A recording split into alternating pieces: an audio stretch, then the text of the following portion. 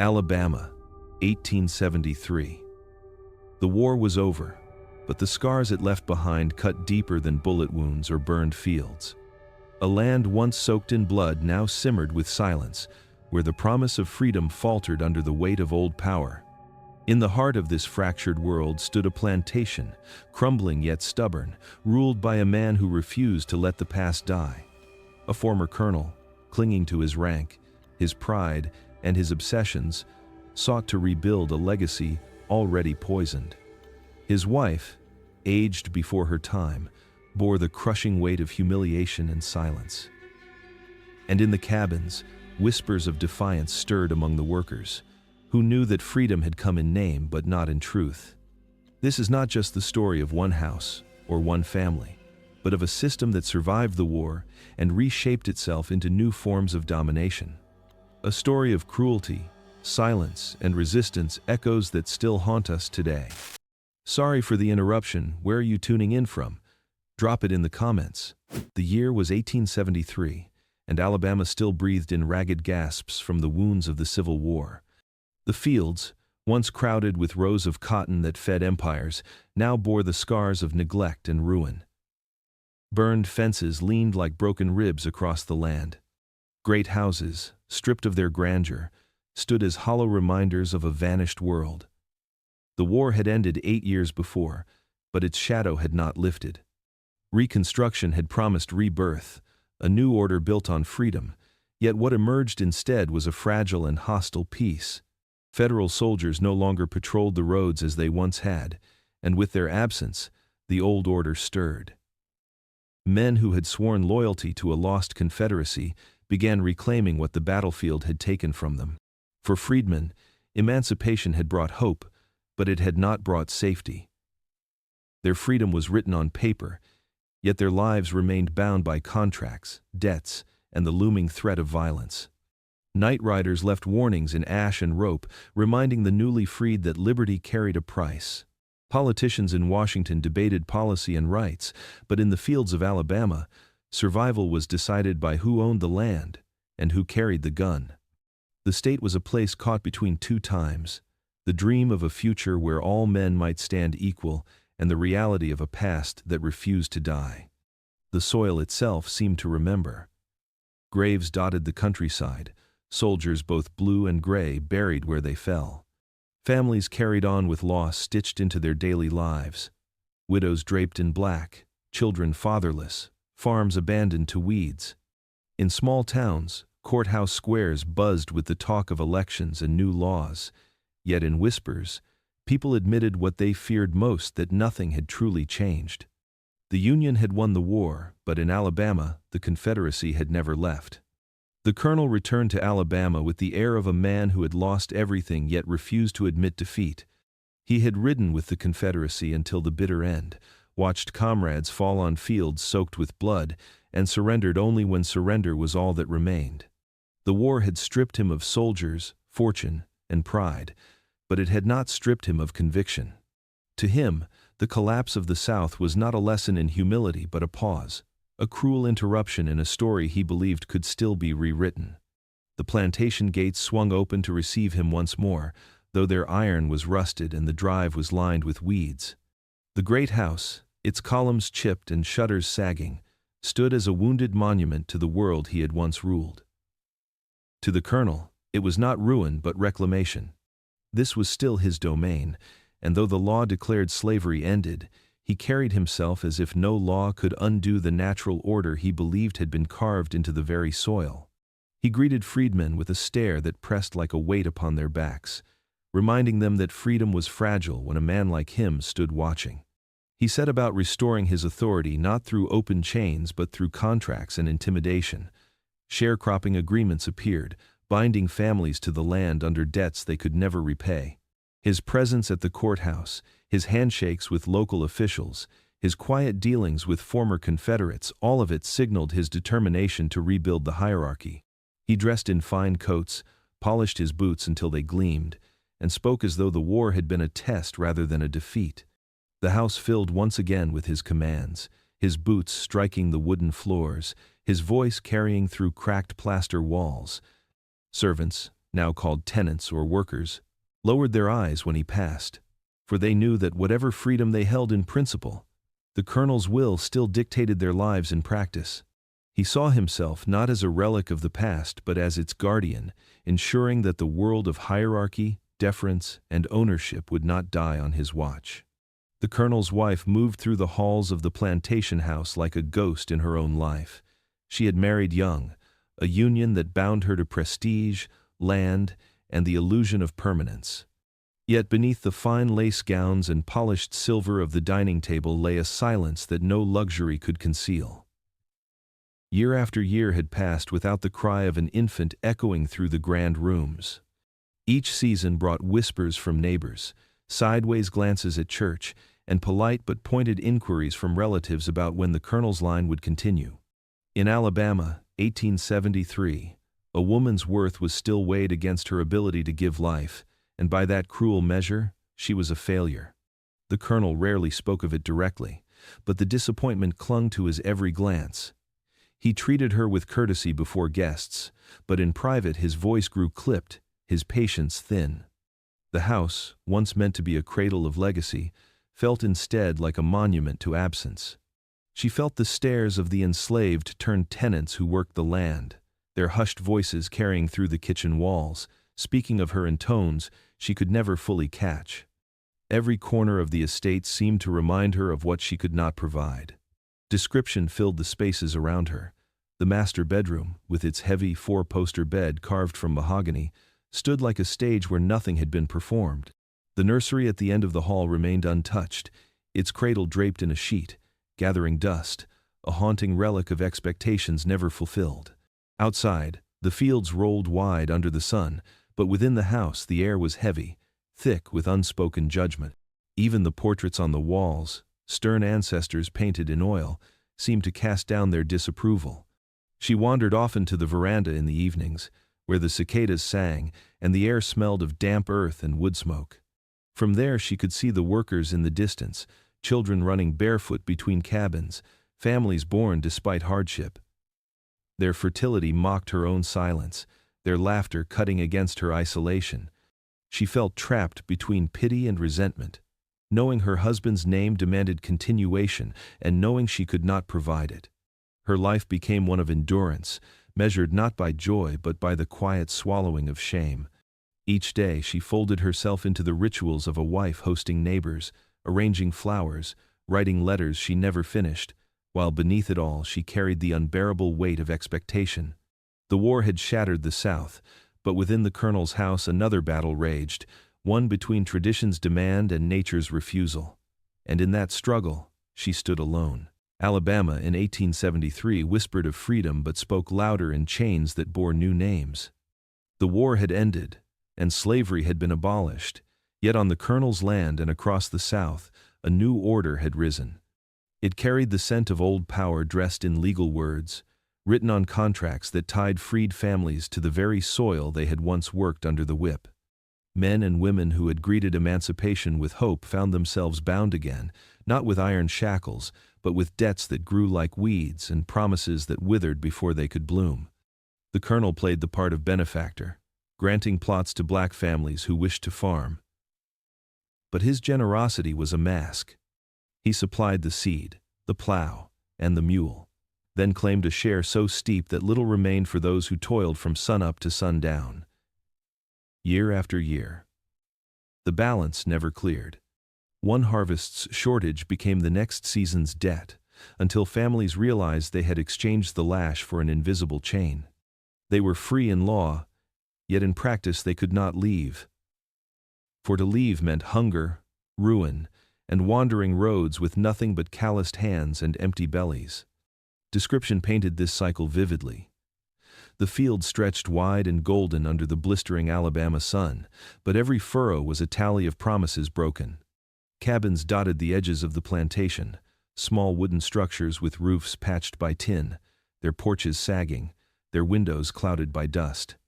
Children ran barefoot through the clay, laughter sharp against the despair etched into their parents' faces. At the county store, ledgers grew fat with names and numbers, ink binding people more securely than any rope. At night, Voices murmured in those cabins. The old songs of sorrow still rose, carrying with them both grief and defiance. Yet even as families dreamed of better days, the colonel's shadow fell long across their lives. He understood that chains need not clink to control, and that a system built on hunger could bind more tightly than one built on whips. The new order promised freedom but delivered a prison without walls, and in the heart of Alabama, the cycle spun on, trapping generations before they could even learn what it truly meant to be free. The fields of Alabama were alive with whispers, hushed voices carried by the wind between rows of cotton and corn. The freed workers bent low, their hands tugging at weeds and their backs aching under the same southern sun, but their eyes and ears were sharper than ever. They had learned to speak carefully, never too loud, never within reach of the colonel's ears or the men who carried his favor. Freedom had come, yes, but it felt fragile, like glass set on the edge of a table, waiting for the slightest push to shatter. They whispered of contracts that cheated them, of debts that multiplied no matter how hard they worked, of nights when riders on horseback appeared like phantoms in the moonlight, faces hidden by hoods. They whispered of the colonel himself, how his voice still carried the weight of command, how his stare made men lower their eyes, as if nothing had changed at all. Each murmur was a prayer and a warning. Freedom was a word the law had given them, but not a reality the land respected. Description clung to their world. The cabins stood in clusters, thin smoke rising from stone chimneys, the smell of cornbread and beans mixing with the scent of sweat and soil. By day, the children ran barefoot through red clay paths, laughter breaking briefly through the tension that settled over their parents like dust. By night, the sounds changed, the crickets singing, the creak of rocking chairs, the murmur of stories told in careful tones. They spoke of ancestors who endured, of dreams of owning land, of leaving behind the shadow of the colonel's house. Yet above all, they spoke in caution, always aware that walls had ears, that one word in the wrong place could mean punishment, eviction, or worse. The workers sensed that their freedom was not yet secure, that the old masters were watching, waiting, pressing against the edges of the law. Each season tested their resolve. They lived in the narrow space between hope and fear, between the dream of liberty and the reality of its fragility. And as the cicadas sang in the hot Alabama nights, the whispers continued, drifting like smoke over the fields. The colonel's gaze often lingered on the portraits in the grand hallway, oil-painted ancestors in stiff uniforms and solemn poses, men who had carried the family name across generations. Their eyes seemed to follow him wherever he walked, a silent reminder that his bloodline demanded continuation. Yet each time he crossed the threshold into the nursery, still draped in dust and silence, a bitterness curled deeper inside him. No child's laughter filled the halls, no air bore his name. The family tree stopped with him, its roots tangled in war and its branches stripped bare by fate. That void became his obsession, and from it grew a cruelty that reached everyone under his roof. To the colonel, legacy was more than property. Land could be lost, houses could crumble, but his name was supposed to outlast time. Without an heir, he feared not just obscurity but defeat, as though the Union's victory had followed him into his home and claimed his lineage as its final prize. He refused to accept such an end. The more his wife's silence persisted, the more he sought control elsewhere, bending those around him into instruments of his will. His tone sharpened, his punishments grew harsher, his demands more relentless. Description filled every corner of the plantation. The dining room, once a place of feasts and laughter, now echoed with cold silences punctuated by the scrape of silverware. The nursery smelled of dust and stale linen, the rocking chair unmoved for years, its gentle creak now only imagined. Outside, the fields flourished under the sweat of workers who felt his eyes on them even when he was not there, his obsession radiating like heat from the house. In the evenings, the colonel would stand on the veranda, his figure tall against the fading light, staring out at the cabins where families gathered, their children laughing freely while he remained childless. This obsession became the heartbeat of the plantation, driving every action, every decision. It was no longer enough for him to control land or labor. He demanded a legacy carved in flesh and blood, a future that bore his name even if it had to be wrested from the unwilling. His hunger for an heir was not simply personal, it was a battle against time, history, and the humiliation of being the last. The colonel's wife lived as if every room in the plantation house were a stage upon which her failure was displayed. In public she wore the lace gowns and jewels that marked her as mistress of the estate, but no glitter could conceal the hollow glances cast her way. Neighbors greeted her politely, their smiles laced with pity, while whispers trailed behind fans at church or lingered in the marketplace. Everyone knew she had given the colonel no heir, and in a society where a woman's worth was measured in children, she carried the mark of barrenness like a scarlet letter. The humiliation was subtle, at first a comment about her delicate health, a question about when the nursery would finally be filled. But as years passed, it sharpened. Even within her own home, she was no longer shielded. The colonel, who once spoke to her with tenderness, now wielded her silence as a weapon. At dinners, his voice would grow louder when remarking on families with good stock, his eyes flicking toward her with pointed cruelty. Servants, though careful, could not mask their knowledge.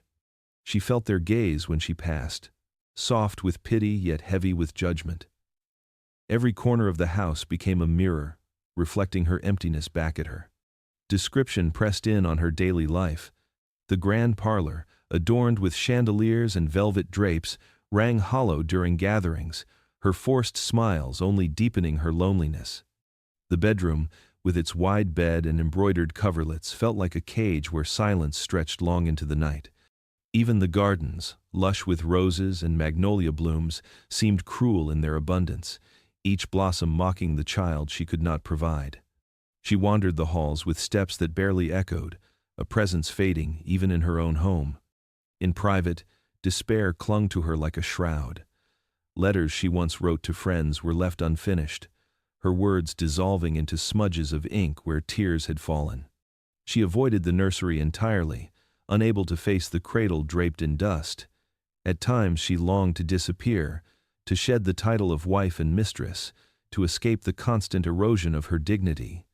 But the colonel's power bound her as surely as any chain. She remained, enduring, her silence a quiet rebellion even as her heart fractured piece by piece. The plantation was no longer just land and labor, it was a living map of divisions etched into every corner, every glance, every unspoken rule. The colonel ruled it as if the war had changed nothing, his voice dictating who ate at the long dining table and who carried food through the kitchen door, who walked the veranda with polished boots, and who trudged the fields barefoot in the dust. Freedom had been declared, yet here, the lines of power were drawn sharper than ever, and every day reinforced them like grooves carved into stone. In the house, his wife drifted through her routines, her presence diminished but still demanded. She was the mistress in name, yet even her role had become hollow, overshadowed by her husband's obsession and her own childlessness. Women, whether in fine dresses or coarse aprons, bore the weight of expectations they could never escape. Fertility, obedience, silence. Men carried another burden: labor, submission, or command. The colonel's presence pressed down on them all, but the weight fell hardest on the black families in the cabins, where survival meant enduring under an authority that pretended nothing had changed. Description drew the borders clearly. The house gleamed with polish, its halls echoing with the click of boots, and the hush of conversations kept carefully in line. Chandeliers still glowed above velvet drapes, but in the kitchen, the air was thick with smoke and sweat, women's hands raw from endless work. Beyond the house, the fields stretched vast. Men bent low among cotton plants, their backs curved like question marks under the relentless Sunday. Children played near the cabins, their laughter punctured by the stern calls of their elders, reminding them not to wander too close to the big house. Even the paths between house and field carried an invisible weight, each step measured, each encounter defined by unspoken rules that all understood but none dared to challenge. The divisions hardened not just in space but in the smallest gestures.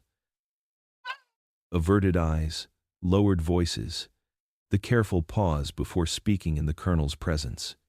The order of the plantation was not written in law but practiced in daily acts of domination, subtle and brutal alike. And though the war had ended, here on this land, it was clear that the battle between freedom and control was far from over. Children played in the dust of the cabins, their laughter carried on the wind like music too innocent for the weight of the world they had been born into.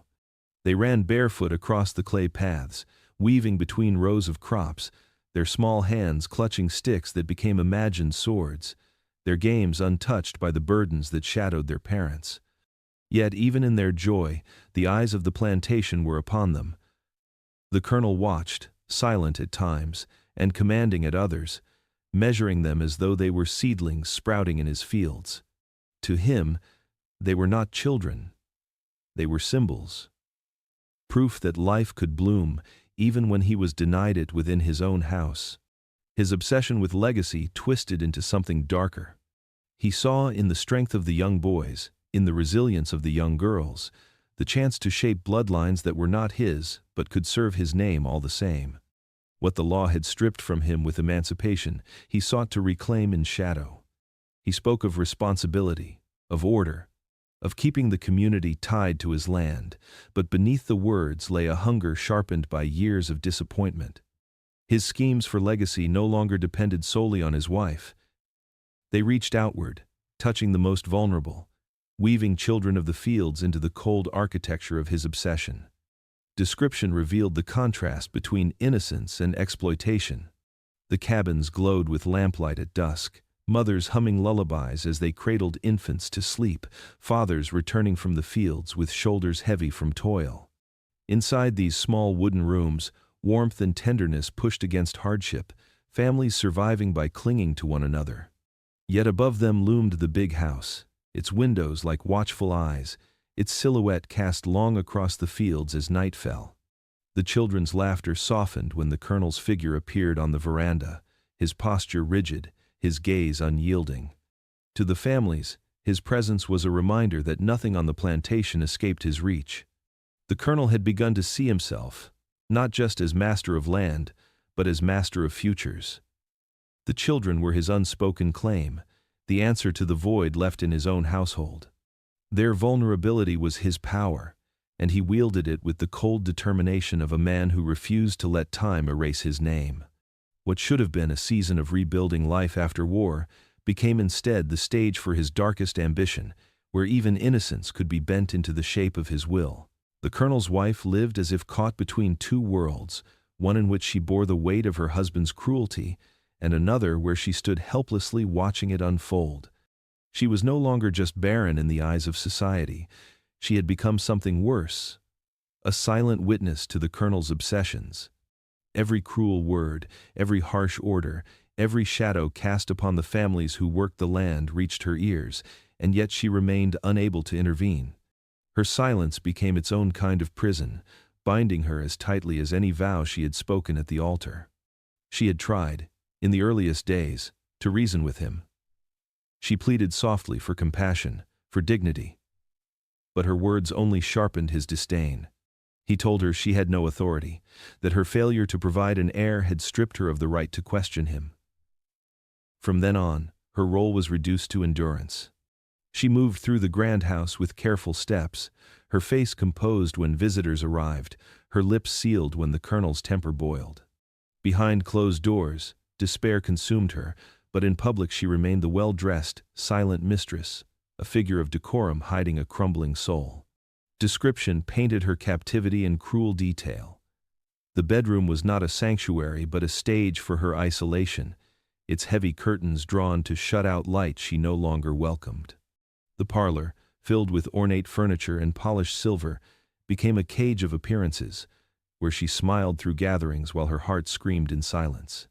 The veranda, once her place of peace, now felt like an executioner's platform from which she could see everything: the fields, where children worked under the sun, the cabins where families tried to shield their young, the veranda itself, where the colonel surveyed his domain like a conqueror.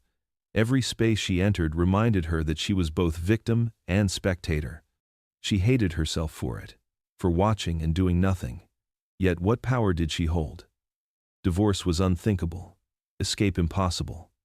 The law, the land, and even her own body conspired to trap her. And so she bore witness every act of cruelty, every twisted scheme, every moment where innocence was crushed under the colonel's will. She carried those images in her heart, a collection of unspoken horrors, her silence both her shield and her curse. She was complicit, not by choice but by the very helplessness that defined her existence, and in that silence, she too was slowly destroyed. In the shadows of the cabins, a different rhythm pulsed through the nights, one the colonel could not control. The people who worked his fields carried with them a spirit the war had not broken, a quiet fire that flickered in whispers, in looks exchanged across rows of cotton, in songs sung low after sunset. They knew freedom was fragile, a word that had been handed to them but still denied in practice. Yet they also knew survival demanded more than obedience. Resistance grew not in grand gestures but in the smallest, most deliberate acts. A plow blade would break in the middle of the day, its edge mysteriously dulled. Tools misplaced themselves, cotton weighed lighter than expected, animals spooked at the wrong moment. These were not accidents, though the colonel cursed and blamed them as carelessness. They were acts of defiance hidden within the rhythm of labor, a way to remind themselves that even under his rule, they still had choices. At night, food was shared between families, seeds tucked secretly away, plans for planting small gardens of their own beyond the colonel's sight. Their solidarity became their strength. Each small kindness between them a thread woven into a net of survival. Description of the cabins revealed the heart of this resistance. Smoke curled from chimneys as families huddled together, the glow of lamplight softening the weary lines on their faces. Mothers hummed hymns, voices low, their children resting against their shoulders, listening to words filled with hidden promises of endurance.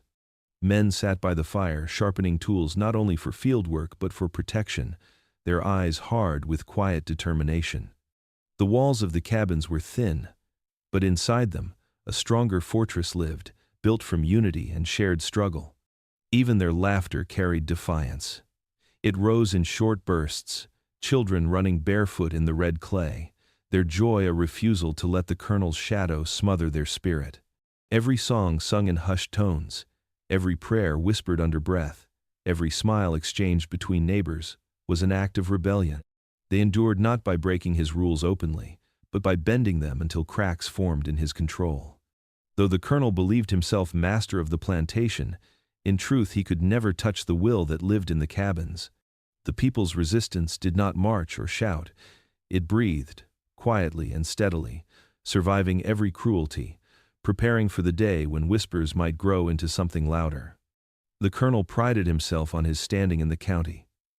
At the courthouse, he spoke with the air of authority, his words draped in the language of honor, duty, and the old Southern way. He shook hands with judges, laughed with merchants, and presented himself as the model of a man who had weathered the war yet upheld tradition.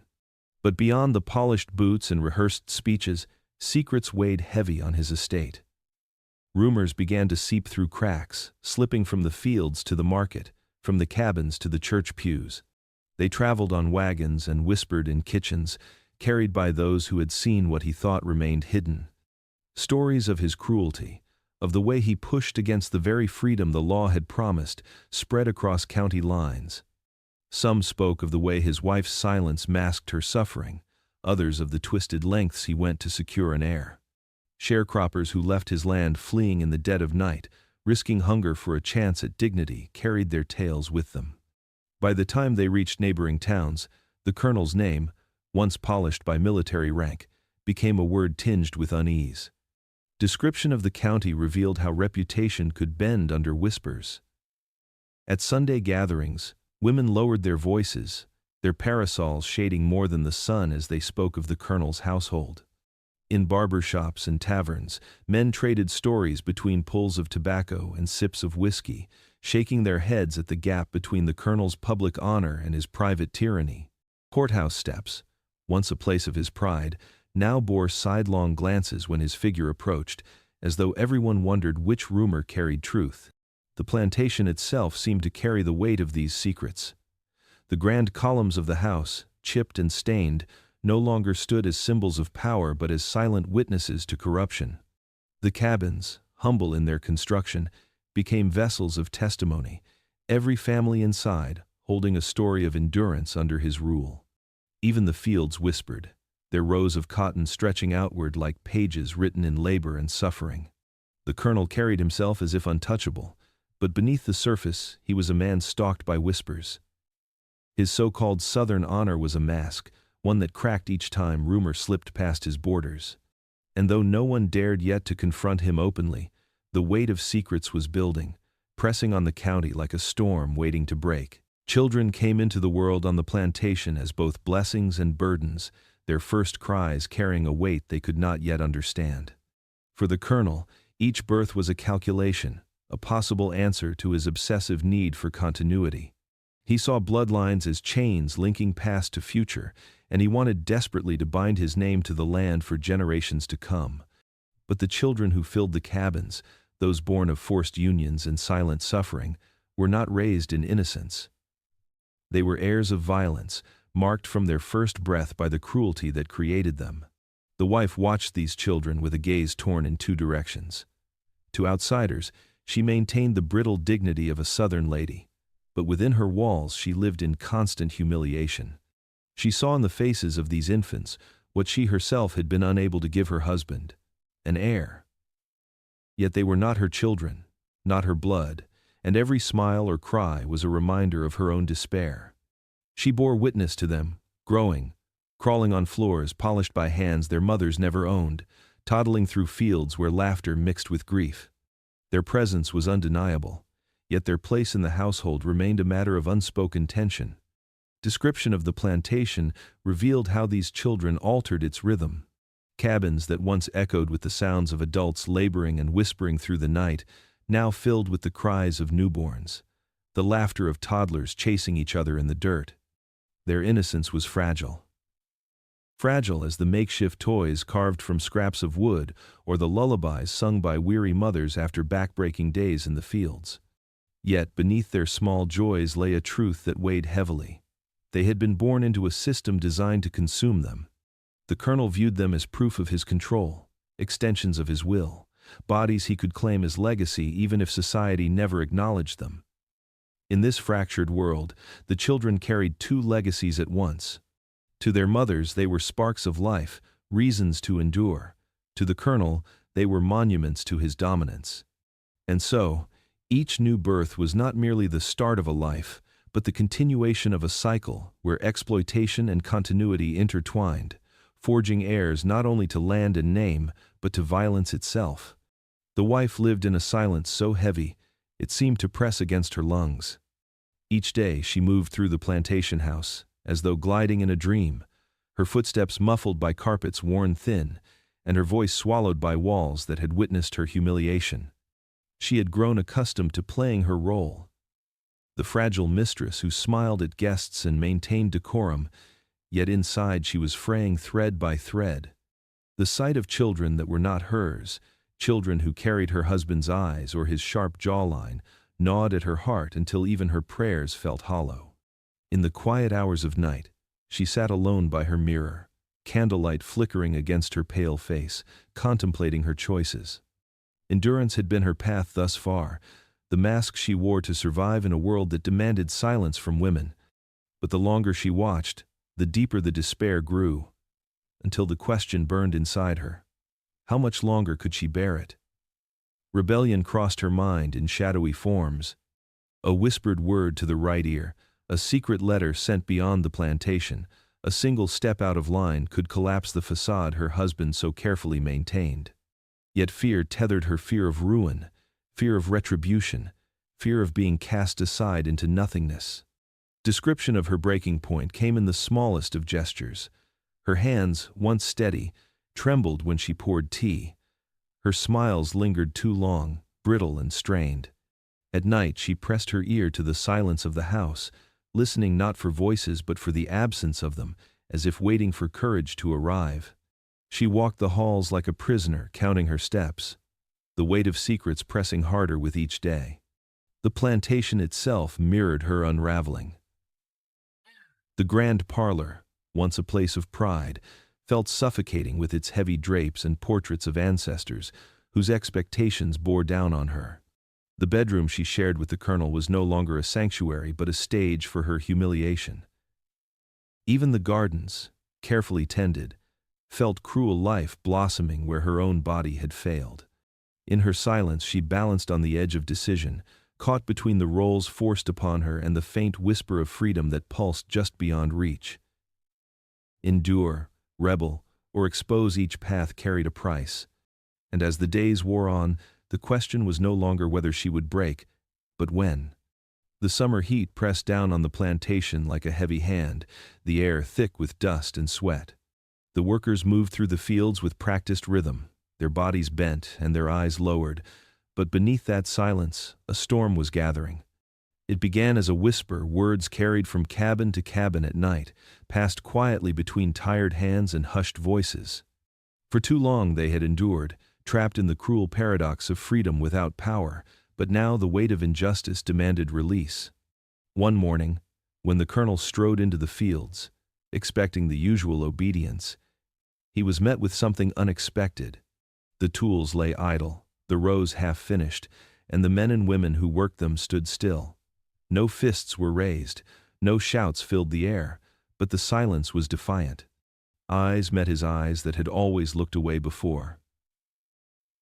In that stillness, a crack formed in the illusion of his control. It was a simple act, a refusal to bend, but it cut deeper than rebellion shouted from rooftops.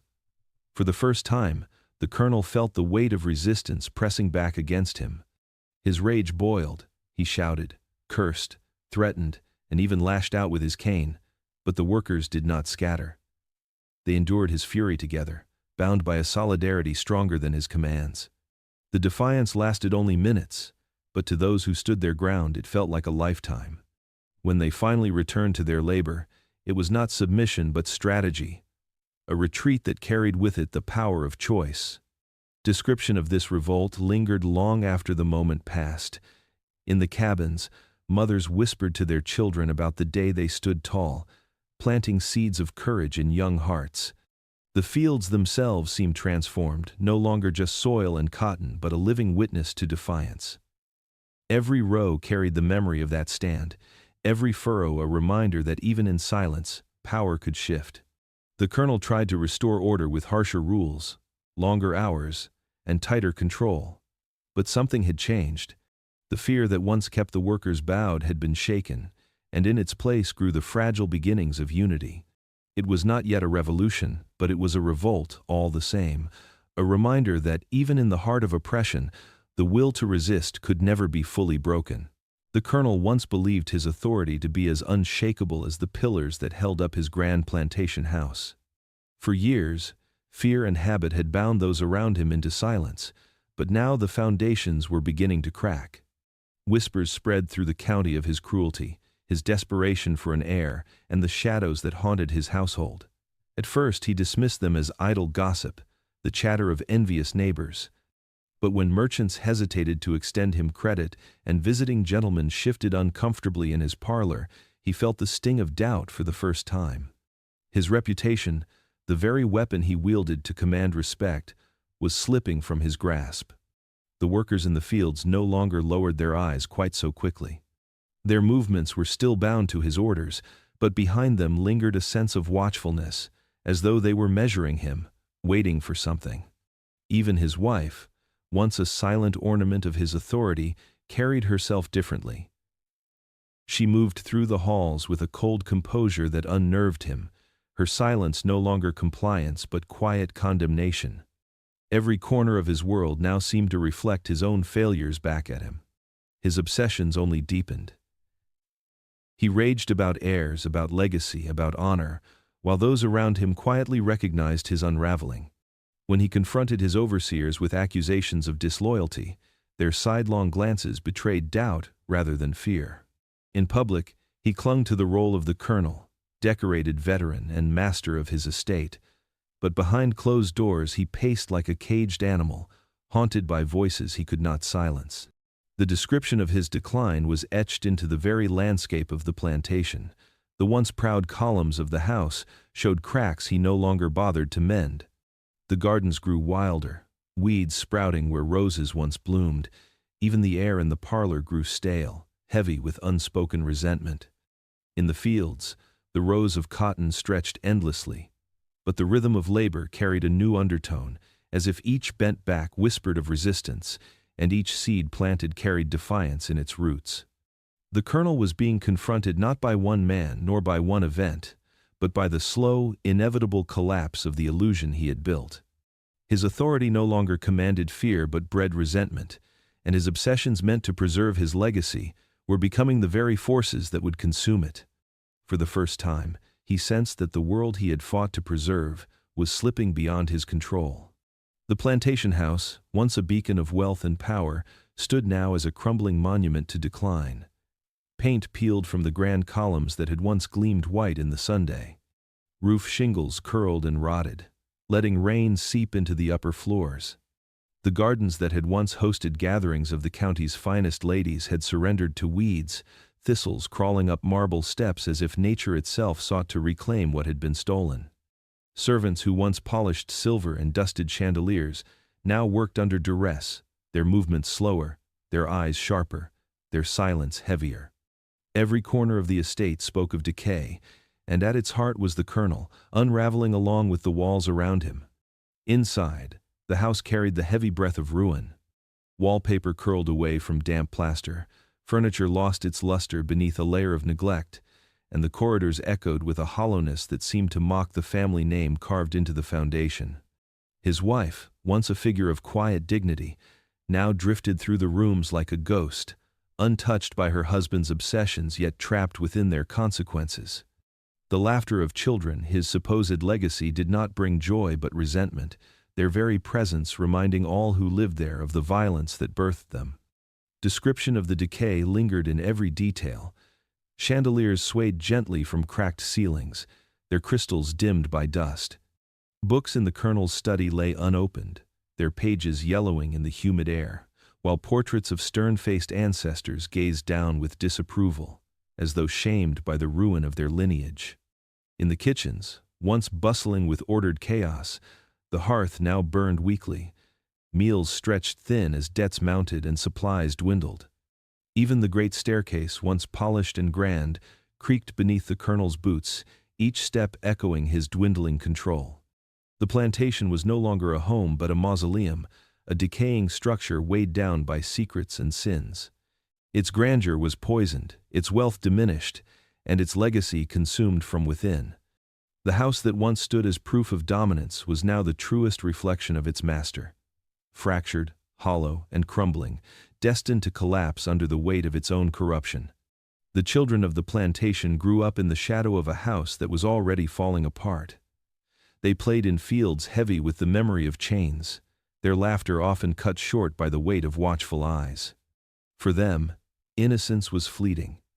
From their earliest years, they learned the language of silence, the way to hide pain, the way to endure. Some bore the features of the colonel so clearly that no one could deny their blood, yet society would never allow them the privilege of his name. They were his heirs in flesh, but not in inheritance left behind to carry the burden of a legacy built on cruelty. The wife could not look at them without her heart splintering.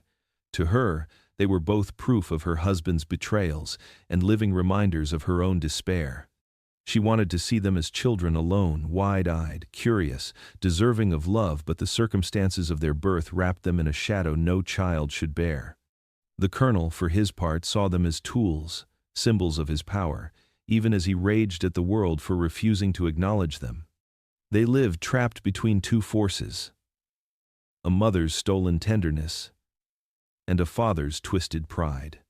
Description of this inheritance of trauma was etched into every corner of the plantation. The children's games carried an undertone of unease, building forts from rotting wood, whispering stories in the cabins about escape, about a different kind of life beyond the cotton rows. Their eyes, sharper than their years, reflected what they witnessed. Arguments muffled behind closed doors, punishments delivered in fury, nights when the air grew heavy with cries too painful to ignore. Even in laughter, there was a tension, as though joy was borrowed, fleeting, bound to be taken away. The land itself seemed to hold their inheritance. The cracked columns, the sagging roof, the overgrown gardens they mirrored futures weighed down by sins not their own. The colonel's obsession with legacy had not secured greatness, but poisoned the generations that followed. The children he left behind would not remember him for honor or wealth, but for cruelty. Their futures, marked before they even began, carried the scars of a man who sought heirs not to love, but to control. And so, the true inheritance of the colonel was not pride, but trauma, an echo of violence passed from father to child, destined to haunt long after his house crumbled to dust. For decades, the colonel ruled his house and his land like a man trying to resurrect a world that was already dead. The war had ended, the Confederacy had crumbled, but within his plantation walls, he clung to the idea that nothing had changed. His wife endured the humiliations that ate away at her dignity. The workers bore the weight of his cruelty disguised as authority, and the house itself stood as a monument to both grandeur and decay. But legacies built on domination are fragile things, and eventually, the cracks widened into chasms. It began subtly, with glances and whispers. The children in the fields, once small enough to be overlooked, had grown into young men and women. Their features sharpened, their eyes clearer, their bearing familiar. There were too many resemblances to ignore. The sharp cheekbones, the pale blue eyes, the curl of a lip when anger stirred traits that mirrored the colonel himself. The whispers in the cabins spread to the neighboring farms, then to the county seat. The colonel's blood runs in the fields, some said, half in mockery, half in knowing truth. What he had believed was control. His desperate quest for heirs had instead become the seed of his downfall. At first, he denied it with his usual force. He berated anyone who dared suggest such things. He punished workers with renewed ferocity, seeking to reassert the dominance that had always defined him. But control, once fractured, can never be fully restored. At night, as he sat in his parlor, staring into the dim glow of the hearth, doubt crept in. Every face he saw in the flicker of firelight seemed to mock him. The resemblance was undeniable. The bloodline he had sought to preserve had slipped from his grasp. Then came the breaking point.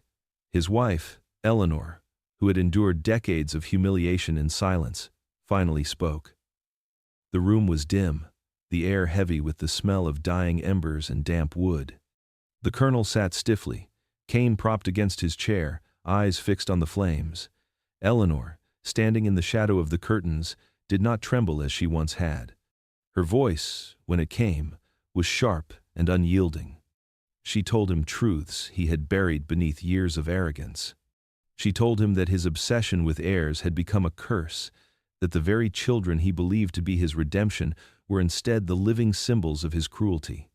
They carried his face, yes, but they did not carry his name. They would never carry his honor, because honor was something he had long ago forfeited.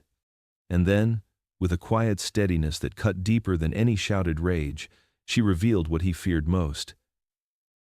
He had never truly had control. His power had been an illusion, a mask that time and truth now stripped away. The colonel's face twisted with fury, then shock, then something far worse, fear. His hand shook as he gripped his cane, his body trembling not only from age but from the sudden collapse of the world he had constructed. His wife did not falter. For decades, she had been the silent witness to his cruelty, complicit through her endurance. Now, in her words, she delivered the final blow. She told him she had let him believe in his supremacy because she knew one day it would destroy him from within. That day had come. The next morning, the colonel was found in his chair, cane fallen at his side, eyes still open, staring blankly into nothing. Whether his heart had failed him, or whether the truth had shattered something inside, no one could say. His wife did not cry. The workers went about their day in silence, a silence not of mourning but of release. The house that had stood as his fortress now felt hollow, its grandeur diminished by the absence of the tyrant who had ruled it. But the twist did not end with his death. Death, after all, can sometimes seal a legacy. But here, it unraveled one. The children of the fields, those marked by his blood, carried forward not his pride but the stain of his cruelty. They grew into adults who bore the weight of being both kin and victim, of inheriting a name they could never claim. His line had not been extinguished, but neither had it been preserved in the way he dreamed. It existed in fragments, scattered through families who would never speak his name with reverence. In time, the plantation crumbled, its land divided, its wealth dissipated. The colonel's name became a whisper, passed down as a cautionary tale. But his true legacy lingered in ways he had never intended. His heirs were not the noble sons he imagined, but the children of the fields, resilient, burdened, but alive. They carried forward into a future that no longer bent to his will. And in that irony lay the final twist. The colonel, who had spent his life believing he was the master of fate, left behind a truth that mocked him. He had never truly been in control. His attempt to bind the future to his will only ensured that his cruelty would echo long after him, not as honor but as shame. The power he clung to became the very thing that unmade him. The widow lived on, walking the halls of the house with the weight of silence and revelation. She had been both victim and witness, but in the end, she had also been the one to speak the words that shattered him. She understood what history would remember, that cruelty, no matter how tightly it grips, cannot outlive truth. And so the story closed not with triumph, but with a bitter, haunting justice. The colonel's body lay in the parlor, the house around him fading, while beyond its walls, life pressed forward. The future had escaped him. The past had betrayed him. His name dissolved into whispers, but the children, his true, unintended legacy, remained. He thought he had carved his story in stone.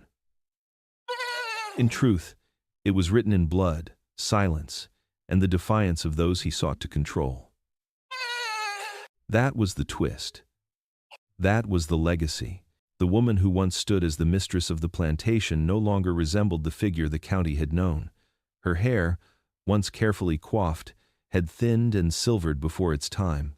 The lines on her face deepened with years not only of age, but of sorrow pressed into her skin like carvings in stone.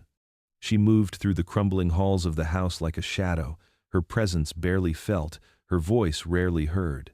Where once she had been forced to play hostess, to pour tea and smile while her heart broke in silence, now she drifted without purpose, a widow in all but name. Her husband's obsessions had consumed everything, the wealth, the legacy, the very spirit of the household. And yet she bore the deeper wound of complicity. In her silence, she had endured humiliation, betrayal, and cruelty, choosing survival over rebellion. But as the years stretched on and the house decayed around her, the weight of what she had not done pressed heavier than what had been done to her. She wondered if she might have changed the course of fate by speaking, by exposing him, by daring to act. Instead, she carried the knowledge that her silence had allowed the cruelty to fester unchecked, spreading like rot through the walls of their life. The description of her days revealed the hollowness left behind. She walked the grand staircase slowly, each step creaking beneath her, as though the house itself sighed in exhaustion. She paused at the parlor, staring at portraits of ancestors whose stern faces looked down with judgment. In the gardens, overrun with weeds, she traced the paths of flowers that had once been her solace. At night, she sat by her mirror, candlelight flickering against her tired eyes, and wondered who stared back at her. She was still young enough to have lived differently, yet too old to reclaim what had been lost. Her silence had preserved her body, but it had withered her soul. She carried no heirs, no legacy of her own, only the scars of a life spent enduring. The cruelty she had suffered, the betrayals she had witnessed, the children she had been forced to see raised under her roof, they were memories that clung tighter than any vow of marriage. And now, in the crumbling plantation, she existed as a monument to what silence costs, not just dignity, but life itself. The story of the colonel's house did not end with his downfall, nor with the quiet despair of his widow. The plantation itself, broken and decayed, stood as a relic of something far larger. Its walls, its fields, its people, all were part of a story that extended far beyond Alabama. 1873. For while one man's cruelty might have poisoned his legacy, the system that enabled him was not buried with him. Instead, it shifted, reshaped, and endured, echoing into the very bones of the nation. After the Civil War, freedom was promised but never fully delivered. Chains were replaced with contracts, whips with debts, overseers with laws.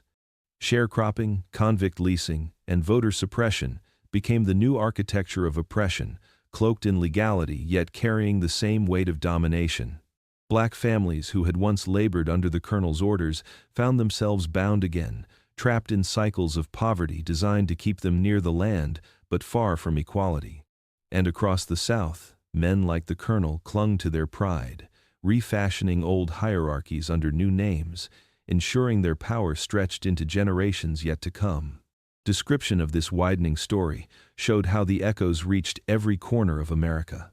In county courthouses, laws were written not to uplift but to restrain. In city streets, the rise of industry drew workers from the fields, only for them to find new forms of exploitation waiting. The plantations themselves, crumbling but not erased, became symbols of both nostalgia and denial, monuments to a past too many preferred to romanticize rather than confront. And in the stories passed down, whispered in cabins, carried in songs, recorded in diaries, the truth of what had been endured refused to die. The widow's silence, the colonel's cruelty, the children left behind, the whispers of resistance in the fields, each piece became part of a greater truth. It was not only a story of one house or one family, but of a nation built on contradictions, declaring liberty while clinging to domination.